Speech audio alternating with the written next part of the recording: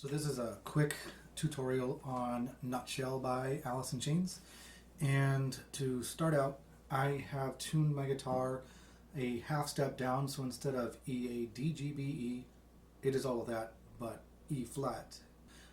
So my E sounds like this.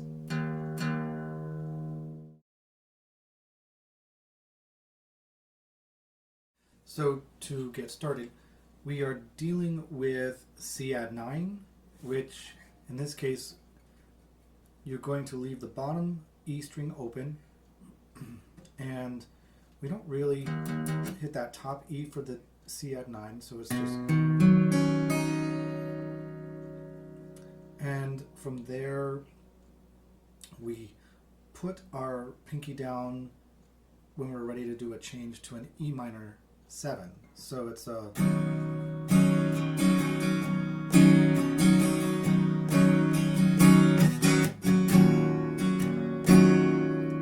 it's a kind of unique strumming pattern that you'll have to listen and just kind of really work on trying to match up with it. I can do the best that I can to explain it, but before I get to that, we're going to the chords. So I just changed from, so I was in the C add 9 and I went directly to the E minor 7. So it's a,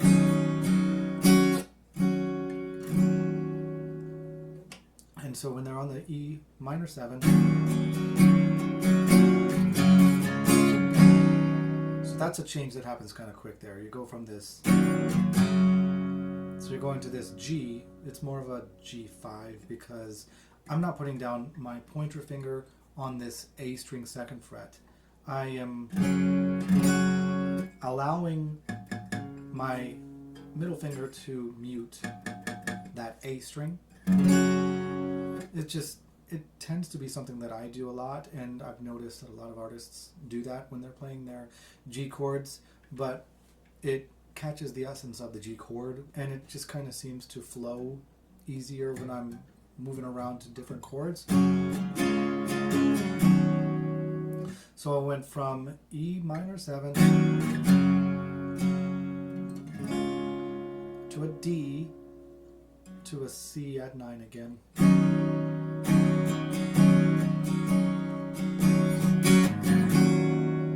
And it's just circling those chords the entire time. It doesn't change. Like a lot of songs will have their verse chords and then they're going to change to different chords in the chorus that will have a similar sound but then reverts back to the verse. This is the exact same thing over and over again. So once you get this down, it actually simplifies playing the song. The only thing then you're dealing with are what the lead guitar is doing. There's some cool riffs in there, whether you're listening to the album version or the unplugged version, but we're focusing on the chords themselves. So again, we had C add 9 to start out, and so a lot of times I'm doing this down, down, up, down, down, up, down, and so there's a variation there. So it's a down, down, up, down, up, down.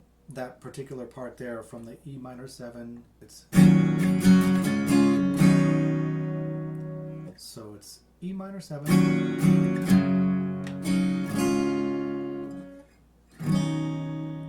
so it's in the mix of these down and up strumming, which will be a tripping hazard in the beginning because most people are changing their chords on the down strum.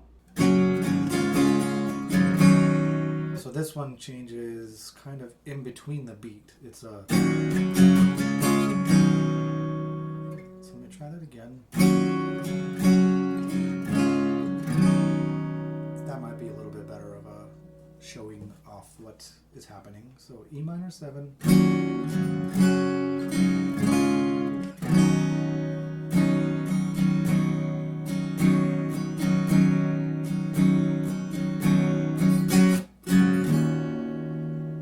And so there are other little details that are happening in there, like when they're in,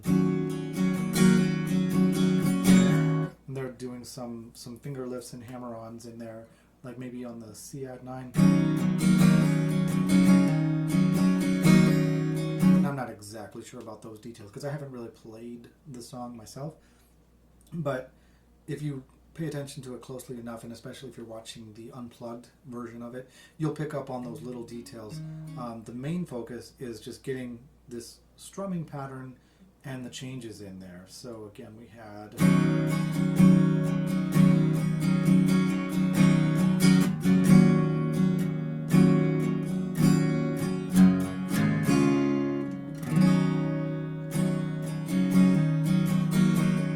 When I try to do it, I mess up.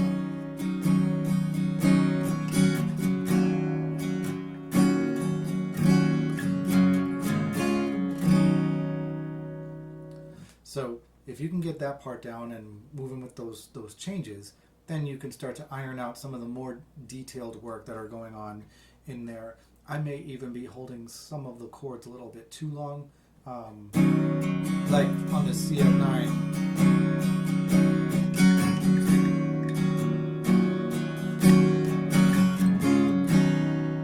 Still something that I'm getting used to with the change from that E minor 7 to G to D, then back to the C at 9. But again, like I said, once you get it, you just play it on repeat over and over and over again. So, hope that's helpful in your practice.